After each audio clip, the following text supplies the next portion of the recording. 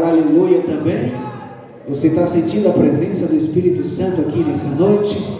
Você pode levantar a sua mão, dar glória a Deus, dar aleluia. Deixa o Espírito Santo te visitar nessa noite, em nome de Jesus. Aleluia. Como é bom sentir a presença de Deus.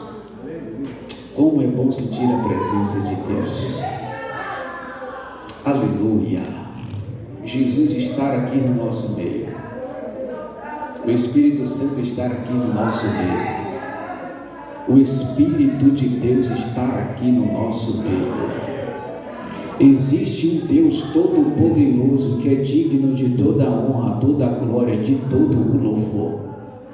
O Deus invisível, o imutável, o imortal, o único Deus, aquele que merece toda a honra, toda a glória e todo o louvor, Ele está presente aqui no nosso meio. João capítulo 3. Se você puder ficar em pé, em reverência e respeito à palavra de Deus.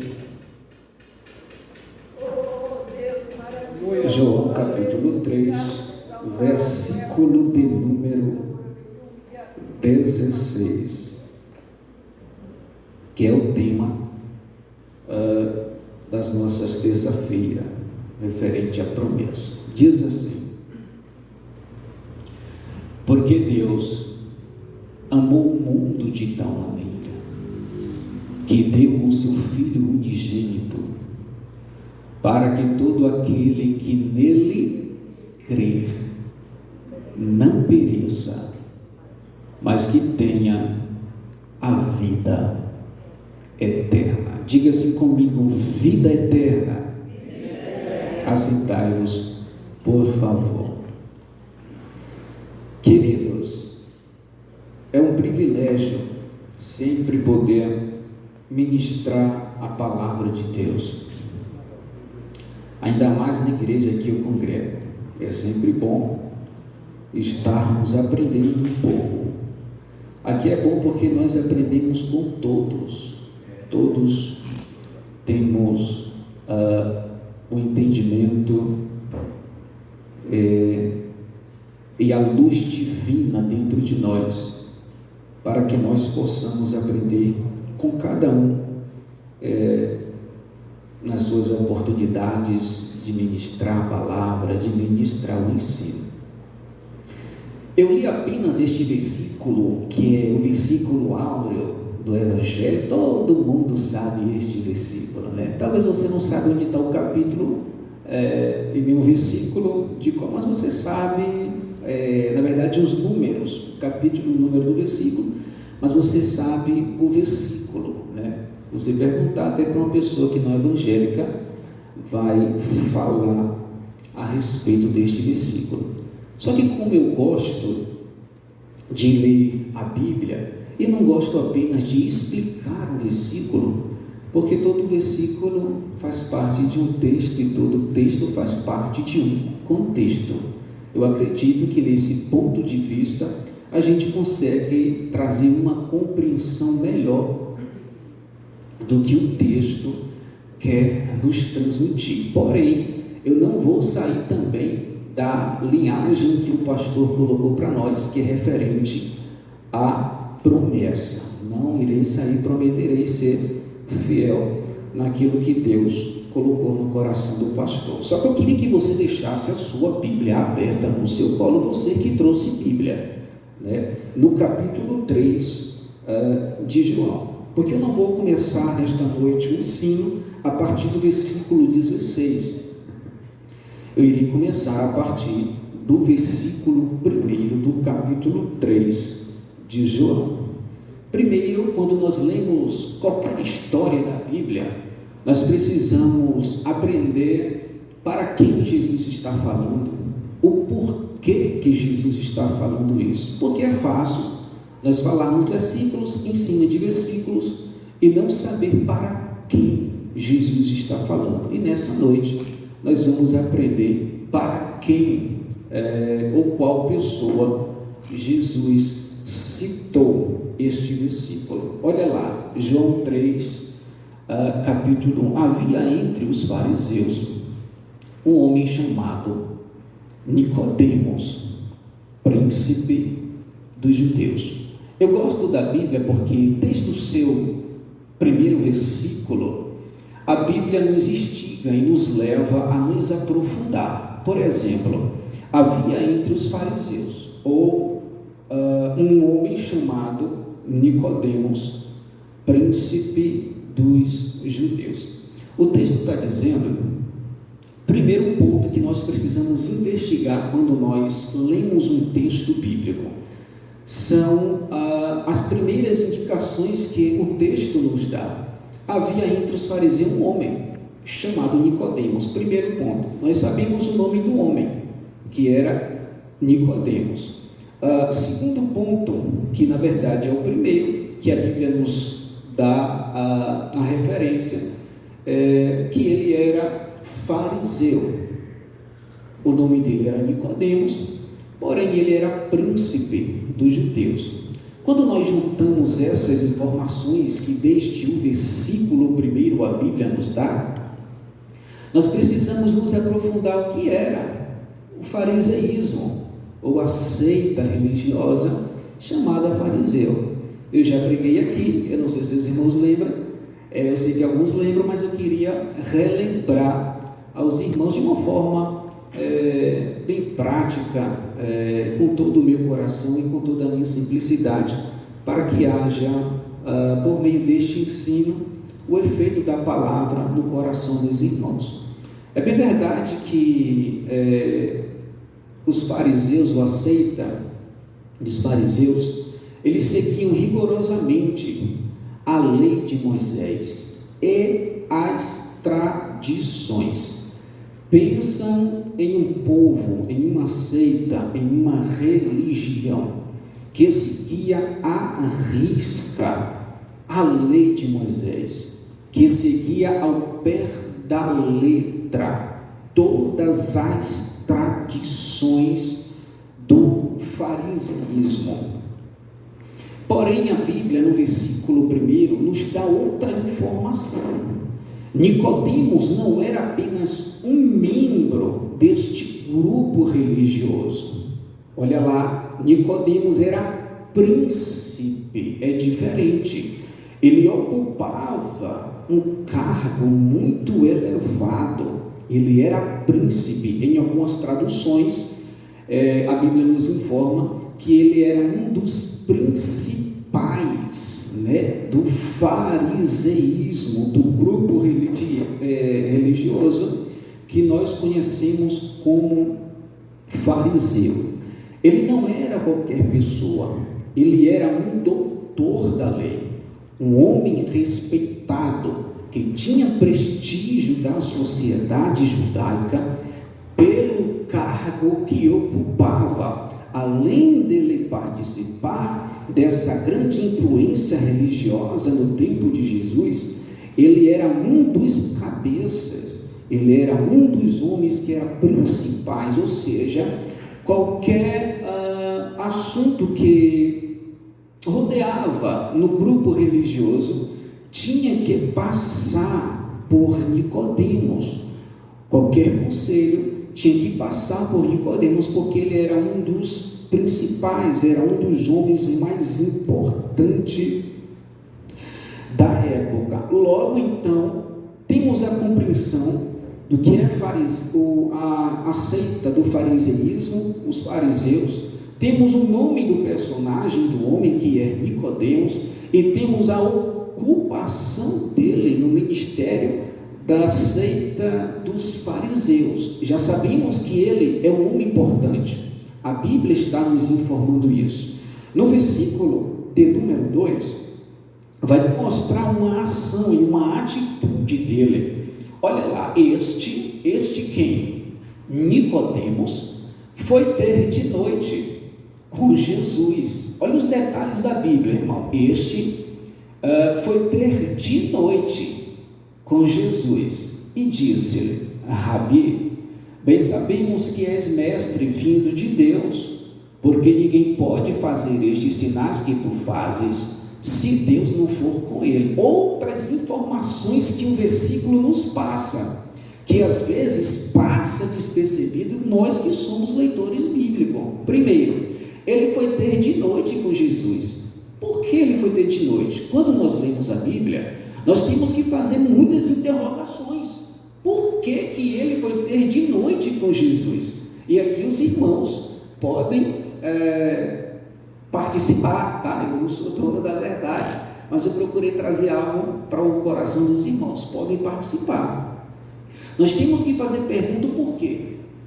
Está no versículo primeiro que eu acabei de explicar. Ele era um homem influente. Então, se alguém visse ele com Jesus, ele poderia perder o cargo, o prestígio do povo.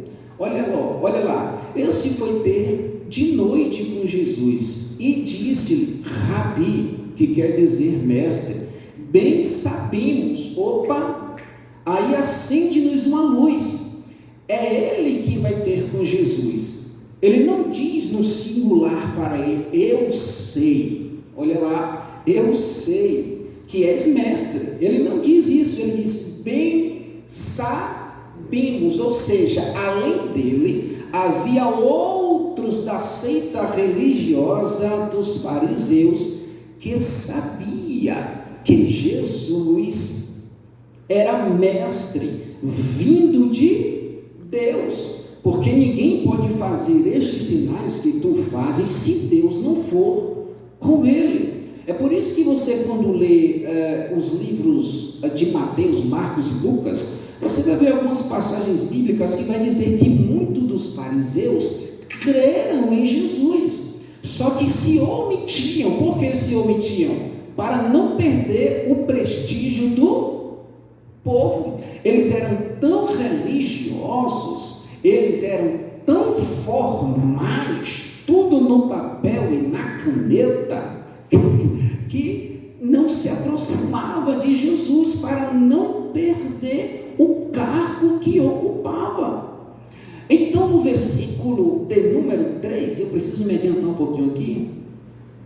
No versículo de número 3, após o diálogo que ele vai ter com Jesus, confessando que ele sabe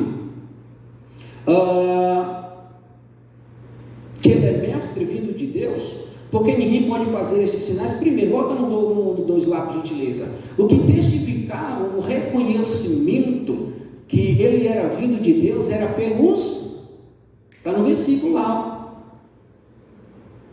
pelos sinais que tu fazes, não é isso, pastor? Pelos sinais. Isso testificava na época de Jesus para os fariseus que ele de verdade era vindo de Deus. Só faltou Nicodemos abrir a boca e falar, nós cremos realmente que Jesus, o Senhor, é Filho de Deus.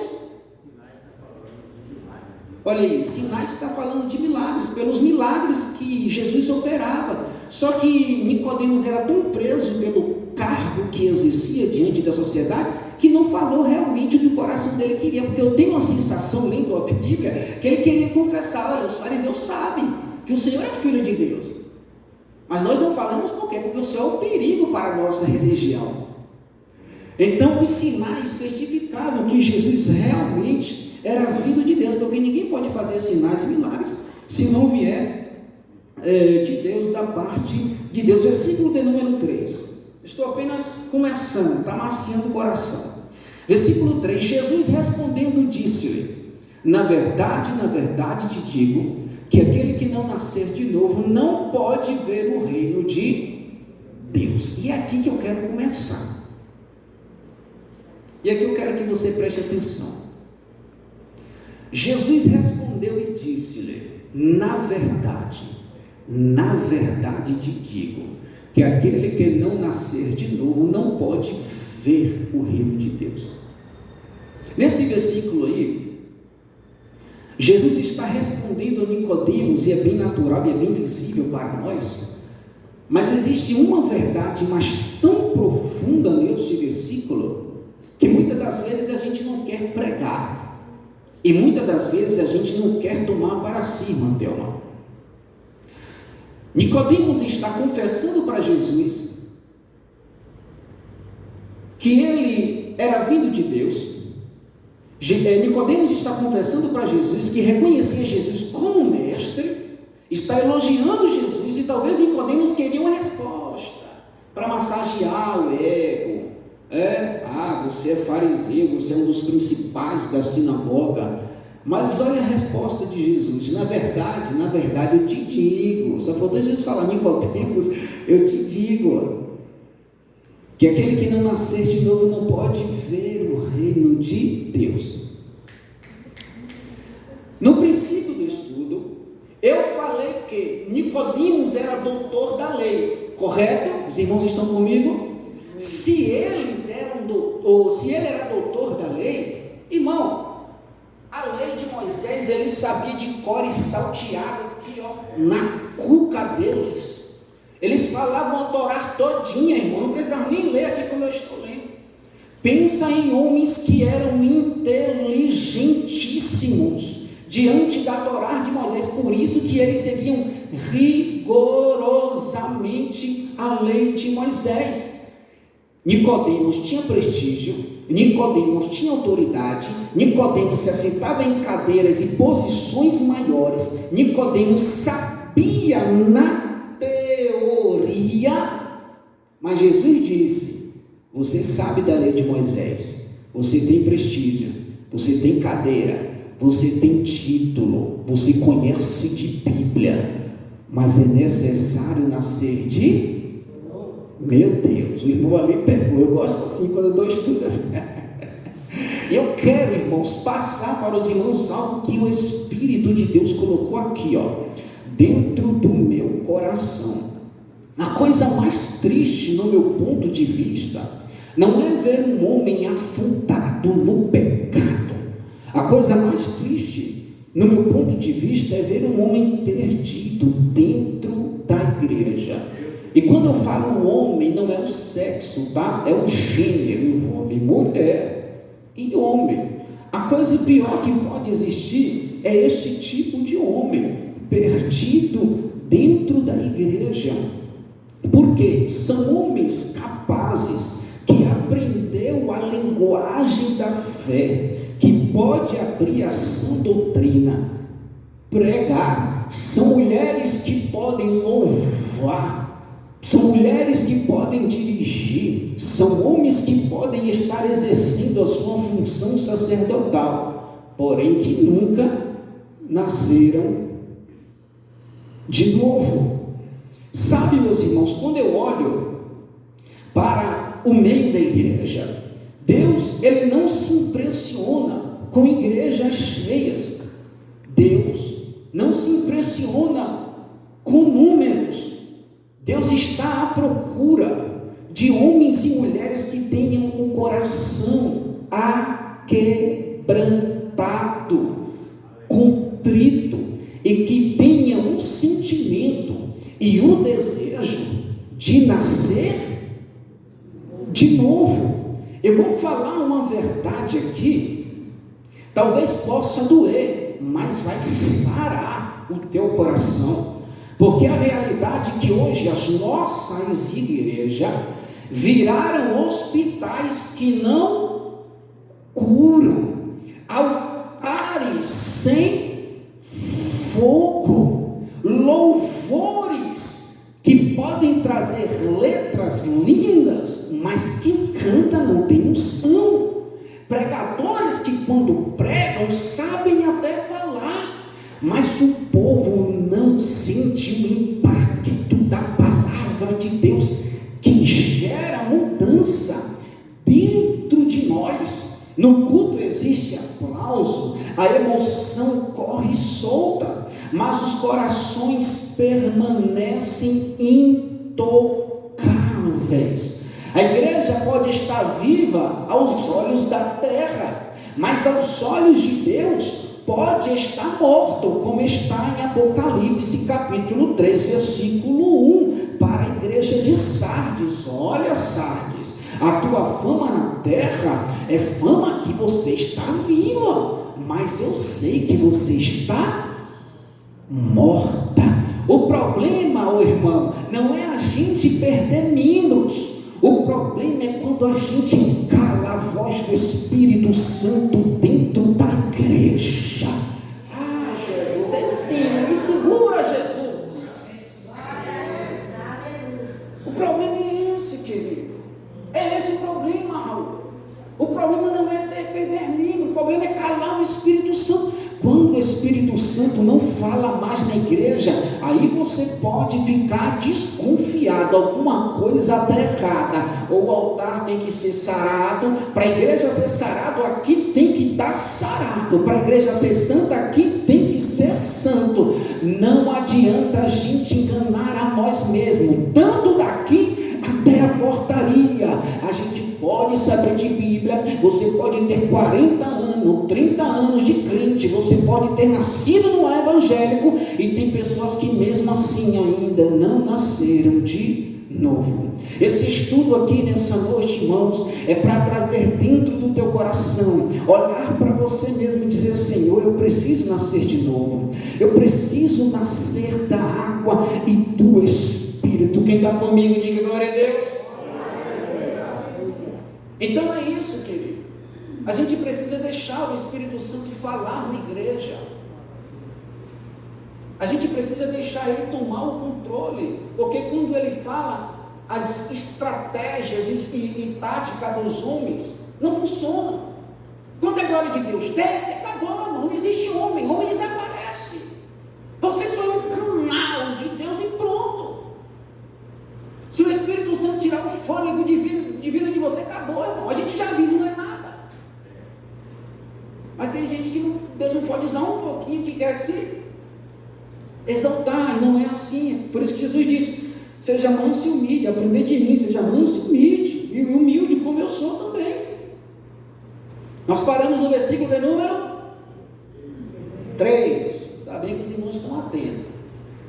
Até aqui os irmãos compreenderam? Amém? Versículo de número 3, só recapitulando, Jesus respondeu e disse: na verdade, digo que aquele que não nascer de novo não pode ver o reino de Deus. Então Nicodemos vai dizer, verso 4, Raul: disse-lhe Nicodemos: como pode um homem nascer sendo velho? Porventura pode tornar a entrar no ventre da sua mãe nascer?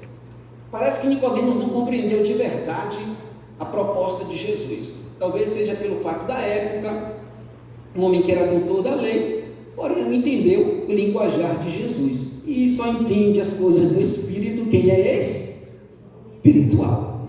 Então veja bem, a partir do versículo de número 5, Jesus vai responder. Na verdade, Jesus respondeu, versículo 5, Jesus respondeu: na verdade, digo que aquele que não nascer da água e do Espírito não pode entrar no reino de... Percebe que aqui Jesus está falando que aquele que não nascer da água e do Espírito não pode entrar, né? No versículo de número 3, Jesus está falando que aquele que não nascer de novo não pode ver. É diferente, está vendo? Primeiro a gente vê. É a fé, o firme fundamento das coisas que não se... mas das coisas que se esperam. Aqui, para construir essa igreja aqui, precisou de uma estrutura, não precisou? A fé é a estrutura daquilo que a gente não vê. Os irmãos entenderam agora? Mas não existem. Mas a fé é a estrutura daquilo que não existe. Irmão, para entender isso aqui, você tem que entrar no mistério e deixar o Espírito Santo conduzir a sua mente. Percebe que no versículo 3 ele fala da visão de ver. Já no versículo de número 5, ele fala de entrar. Na verdade, digo que aquele que não nascer da água e do Espírito não pode entrar no reino de Deus. Outro detalhe aqui neste versículo que muitos pensam, que quando Jesus está falando que aquele que não nascer da água e do Espírito, tem muita gente que pensa que esse da água aqui é o batismo de João. E não é. Você pensa assim? Eu também pensava assim. Eu só vim descobrir depois que eu comecei a meditar nessa palavra aqui. Muitos pensam isso, e não é, e nós devemos aprender nas escrituras sagradas aqui, irmãos, sobre essa questão. Na verdade, eu digo que aquele que não nascer da água e do Espírito não pode entrar no reino de Deus. Na verdade, o nascer aqui, de novo, Trata-se de uma experiência íntima com Jesus. Como eu já falei, a água aqui não tem nada a ver com o batismo de João.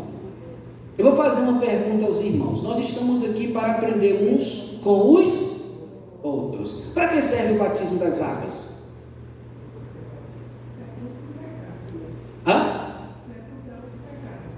Opa! Que resposta tão exata! Eu acho que é Lucas capítulo 3. Bota aí, Raulzão, rapidão, depois a gente vai voltar aqui. Lucas 3:3. E percorreu toda a terra ao redor do Jordão, pregando o batismo de arrependimento. Então, para que serve o batismo das águas? Para arrependimento de pecado. Quando você vai lá, ou quando você foi lá, e voltou novamente, você está reconhecendo publicamente, né? Que após aquele batismo, você está reconhecendo publicamente, você está reconhecendo os seus pecados, e sabe e é ciente que Jesus Cristo pode perdoar pecados por meio daquele ato. Então, o batismo de João é para perdão de pecados, é diferente. Agora, esta água aqui que Jesus está falando, que não nascer na água e no Espírito não pode entrar no reino de Deus, vamos ter algumas referências bíblicas. Raul, João capítulo 4, versículo 14. João capítulo 4, versículo... Aí é o texto da conversa de Jesus com a samaritana. Mas aquele que beber da água que eu lhe der, nunca terá, porque a água que eu lhe der se fará nele uma fonte de água a jorrar para a vida. Deixa eu recapitular aqui. Na verdade, eu vos digo que aquele que não nascer da água e do Espírito não pode entrar no reino de... O versículo 14, no finalzinho, dá o sentido de todo o versículo. Mas aquele que beber da água que eu lhe der, nunca terá sede, porque a água que eu lhe der se fará nele uma fonte a jorrar para a vida Em João 13 está falando sobre entrar no reino de Deus. E ali Jesus está mostrando uma água para a samaritana que dá direito a ela de entrar no reino de Deus por meio de vida eterna. Outra referência bíblica que vai clarear o nosso entendimento, João capítulo 7, versículo 38, Raul, 7:38. Quem crê em mim, como diz as Escrituras, rios de águas vivas correrão no seu... Jeremias 17:13, Raul, coloca aí, vamos ler para adiantar e depois a gente faz um resumão. 17:13, ó Senhor, esperança em Israel, de Israel, está cortado ali, de Israel, todos aqueles que te deixam serão envergonhados, os que se apartam de mim serão escritos sobre a terra, porque abandonam o Senhor, a fonte das águas. Em João, Jesus está falando de beber ou de nascer de novo da água e do Eu falei que esse versículo é uma experiência íntima com Jesus.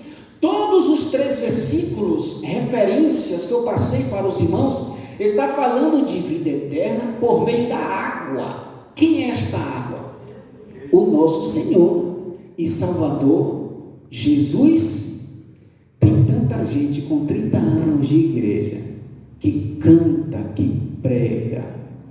Tem tanta gente que é tão envolvido na obra, irmão, que o que precisa de verdade é só ter um encontro com Jesus. É como o irmão Antônio Filho cantou. Só um passo, querido. É só a gente sair da normalidade que nós vivemos e beber da água verdadeira que é Jesus Cristo de Nazaré. Eu estava dirigindo o carro, trabalhando, e me deu um negócio na minha mente aqui, meu. Aí eu cheguei em casa e falei com a minha esposa. Falei assim para ela: Deus me fez entender algo, amor. Eu chamo ela de B. Deus me fez entender algo, Bezinho. Aí ela falou assim, que? Eu falei, temos a igreja que somos. Alguém entendeu? Eu preciso explicar. Temos a igreja que somos. É muito fácil eu chegar aqui e apontar o dedo aqui para o pastor. Nossa, mas o pastor é isso, nossa, o pastor é aquilo, nossa, é fácil, irmão. Criticar é fácil. Mas em vez de eu fazer assim, por que eu não faço assim? Se o pregador não tem fogo, por que se você não vai buscar fogo?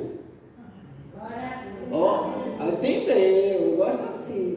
Se a cantora não tem unção, por que você não vai buscar unção? Temos a igreja que somos. Então não reclame da igreja que você congrega.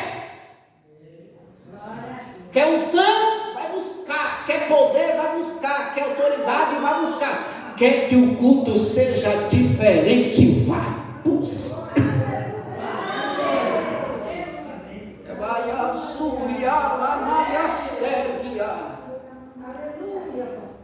Quer que as peças sejam diferentes? Vai buscar, querido. Não espera, querido. Não, vai buscar. Da água da vida, que é o nosso Senhor e Salvador Jesus Cristo. Levante a mão nessa noite. Eu sei que é culto de ensino, mas nessa noite está descendo água para purificar a nossa alma. Aleluia. Vai buscar, querido. Temos a igreja que somos. Infelizmente é isso. É por isso que muita gente vai em congresso, vê famosos, e no outro dia continua a mesma coisa, só pula, só tem movimento, só tem emoção, mas presença de verdade não tem. É por isso que a vida continua a mesma coisa, só vai pro show, mas no outro dia a mesma coisa. Não é criticando esse trem que tem aí dos jovens, mas a maioria dos jovens aí vai para namorar, alguns vão para curtir, fica lá no balançando o esqueleto, mas não tem mudança de vida. Que evangelho é esse? Não existe, querido. Quer ver os nossos cultos ser diferentes? Podem falar, tá, irmão? Pode fazer assim, pausa eu aqui. Quer ver os nossos cultos ser diferentes? Vai buscar na fonte que é Jesus. É só isso, irmão. É simples. Nós temos isso aqui, ó. Olha como está sendo tão fácil da gente entender no texto bíblico. Não está, irmão? Não está claro no nosso entendimento? Nós temos isso aqui, irmão. Se o nosso culto está sem unção, vamos buscar unção. Mas a gente não busca aqui não, busca em casa. Já vem aqui inflamado, irmão. Já chega aqui com brasa. Para quando você dá um glória, o outro te olhar assim, você assustar. Opa, também pô nesse negócio. Às vezes ele nem sentiu nada, mas vai porque você deu glória. Agora se a gente chegar aqui e ficar todo formado igual o fariseu aí, o Nicodemos, só querendo conversar com Jesus e não ter experiência íntima, o culto vai continuar a mesma coisa. Você vai morrer e não vai ter encontro de verdade com Jesus. E pior, não se ilude. Tem muita gente se iludindo dentro da igreja, porque nasceu no evangelho, pensa que já são salvos. Ei, é necessário nascer de novo. Quem quer ter vida eterna aqui nessa noite? Então nasce de novo, nasce de novo, nasce de novo. Aleluia! Deixa eu orientar aqui. Ixi, meu Deus. 8h40. Passa. Nós paramos aonde? Deixa eu ver se a igreja está. 5.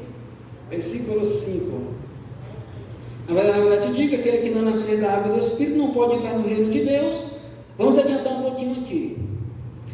O que é nascido da carne é carne. O que é nascido do Espírito é Espírito. Não te maravilhas de ter te dito, necessário vos é nascer de novo. Isso aqui Jesus fala para Nicodemos. O vento sopra onde quer e ouves a sua voz, mas não sabe de onde vem, nem para onde vai. Assim é todo aquele que é nascido do Espírito. Nicodemos respondeu e disse-lhe: como pode ser isso? Jesus respondeu e disse-lhe: tu és mestre em Israel e não sabes isso? Na verdade te digo que nós dizemos o que sabemos e testificamos do que vimos, e não aceitamos não aceitais o nosso testemunho. Se vos falei de coisas terrestres e não creste, como crereis se vos falar das celestiais? Ora, ninguém subiu ao céu, senão o que desceu do céu, o Filho do Homem que está no céu. Versículo 14: e como Moisés levantou a serpente no deserto, assim importa que o Filho do Homem seja levantado, para que todo aquele que nele crer não pereça, mas tenha vida. Eu quero voltar no verso 14, para me explicar para os irmãos aqui rapidão. E como Moisés levantou a serpente no deserto, assim importa que o Filho do Homem seja levantado. Aqui Jesus está usando uma analogia, vamos dizer assim, uma figura de linguagem, como o pastor falou. Nicodemos era fariseu, então sabia da lei de Moisés, correto? Sabia da história do povo de Israel, por aí vai. Jesus está dizendo assim como a serpente foi levantada no deserto, assim também o Filho do Homem será levantado. Lembra da história quando Deus mandou as serpentes morderem o povo de Israel e muitos morreram? E Deus mandou Moisés levantar uma serpente no madeiro, e aqueles que olhassem para a serpente ia ter vida? Lembram? Olha, irmão, olha o que Jesus, deixa eu ver se você está ligado. Olha o que Jesus diz aqui, ó. Como Moisés levantou a serpente no deserto, assim importa que o Filho do Homem seja levantado. Então Jesus aqui nesse ponto está falando para Nicodemos da sua morte. Assim como a serpente foi pendurada no madeiro, importa que o Filho do Homem também seja pendurado no madeiro. Porque, não é isso, pastor? Porque todo aquele que crê, assim como aqueles que eram mordidos pela serpente, que olhavam para a serpente que estava pendurada, recebia a vida, todos aqueles que olhassem para Cristo e crescem que Ele era o Filho de Deus, também iam receber vida. Só que a serpente dava vida só aqui na terra, só que o Filho do Homem te dá uma vida. Eu não estava programado para falar isso aqui, não sei que é terça-feira, pastor, mas vou deixar Deus me usar aqui. Jesus tem vida eterna para mim, para a sua casa, para os teus filhos. Nós não vamos perder a nossa casa para o inferno, para o diabo. Nenhum dos nossos irão se perder, pastor. Existe uma vida eterna para minha casa e para a sua vida. Lute, faça o que for preciso. Errou hoje, acerte amanhã. Caiu hoje, levante hoje. Mas não deixe o céu por nada. Há uma vida eterna e um céu de glória preparado para nós. Aleluia! Glória ao Eterno. Versículo 15, para me adiantar: para que todo aquele que nele crê não pereça, mas tenha vida. Aí vem o versículo alto, que foi o tema que Deus colocou no coração do pastor. Porque Deus amou o mundo de tal maneira que deu seu Filho unigênito para todo aquele que nele crê, não, mas que tem a vida. Primeiro ponto que a gente pode aprender aqui nesse versículo: o céu é para todos, não é isso? Mas a vida eterna é condicional. Doeu aí no meu coração agora. Olha aí, o pastor já entende. Não é só chegar, irmão, eu vou falar, me desculpe, a minha realidade. Não é eu só chegar aqui toda bonitão, domingão, sentar aqui, começar a cantar louvor, levantar a mão para os irmãos verem. Irmãos, é condicional. Tem muita gente dentro da igreja que vai se perder porque frequenta a igreja, mas não crê. Pastor Erivaldo, mas você está falando coisa que você não quer? Irmão, esse mundo tem até um ditado: você vai ver coisa, meu filho, você vai ver coisa ainda nesse mundo. Irmãos, tem tanta gente dentro da igreja que vem, já está tão formalizado com o ambiente, chegou domingo, não tem nenhum lugar para ir, eu vou para a igreja, não é isso, pastor?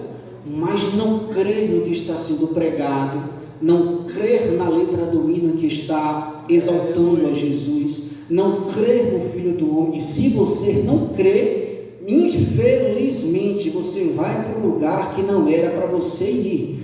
O céu, a vida eterna, é condicionado para quem? João capítulo 3, 36. Põe aí, Raul, uma referência para nós aqui, para alegrar nossa mente. Aquele que crer no Filho, olha lá, tem a vida eterna, mas aquele que crê tem a vida eterna, mas aquele que não não verá a vida, mas a ira de Deus sobre ele permanece. Romanos 10, 9, mais uma referência bíblica, falando sobre crer para ter vida eterna. Deixa eu ler aqui que ele está ruim. A saber, se com a tua boca confessares ao Senhor Jesus e o teu coração, eita Jesus, que Deus o ressuscitou dos mortos, será outra referência. E aqui eu vou acabar e vou entregar para o pastor. Atos capítulo 16, 31. Raulzão, até o Raul está na unção hoje, está rápido, vamos dar. Irmãos, aqui é quando, acho que Paulo e Silas, deixa eu lembrar aqui nesse. Eu acho que aqui é quando Paulo e Silas. Aqui é quando Paulo e Silas estão na prisão, que vem o terremoto, aquela coisa toda que a gente já sabe, né? Aí a cadeia se abre, tá beleza. Só que os guardas queriam se matarem.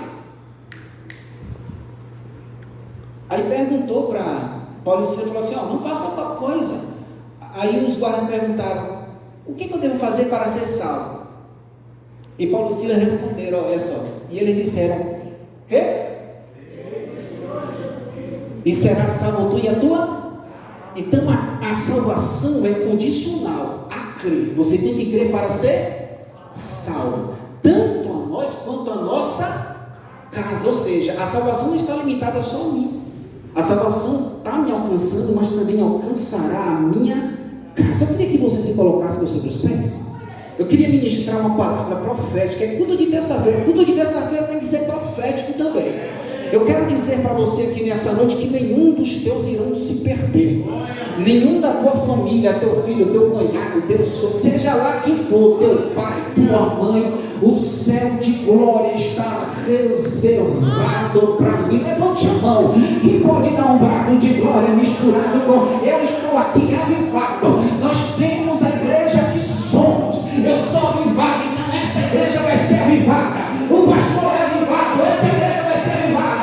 Você é avivado, essa igreja será avivada para a glória de Deus.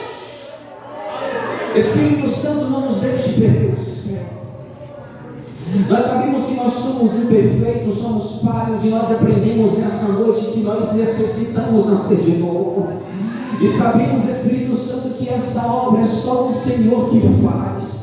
Tira toda hipocrisia no nosso meio, toda a vaidade, tudo aquilo que te afasta de nós, tudo aquilo que impede o novo nascimento das nossas vidas, e coloque a crença no nosso coração em Cristo Jesus, porque por meio de Cristo nós teremos uma vida eterna. Deus, não nos deixe perecer, não nos deixe ir para o inferno, não nos deixe enganar dentro da igreja. Eu te peço a cada crente que venha no culto de ensino nessa noite, coloque fogo no coração dele, coloque fogo nas mãos dele, coloque brasa viva tirada do altar sobre eles, e os irmãos que não vieram no culto, quando eles souberem da notícia, vai dizer: eu vou ter que participar dos cultos de terça-feira, eu vou ter que participar dos cultos de quinta-feira. Recebe fogo aí nas tuas mãos, recebe autoridade aí nas tuas mãos, seja renovado pelo Espírito Santo, porque é um céu de glória. O diabo diz: eu estou entristecendo ela, eu vou abater ela, eu vou entristecer ele, vou buscar as vestes espirituais dela, vou abater ele. Mas o Senhor renova a sua igreja, o Senhor renova a sua noiva nessa noite, o Senhor te renova, obreiro, o Senhor te renova, irmã, o Senhor te renova, porteiro, o Senhor te renova, Raul. Recebe renovo da parte de Deus, porque há uma vida abundante na presença de Deus e uma vida eterna nos aguardando, em nome poderoso de Jesus. Diga glória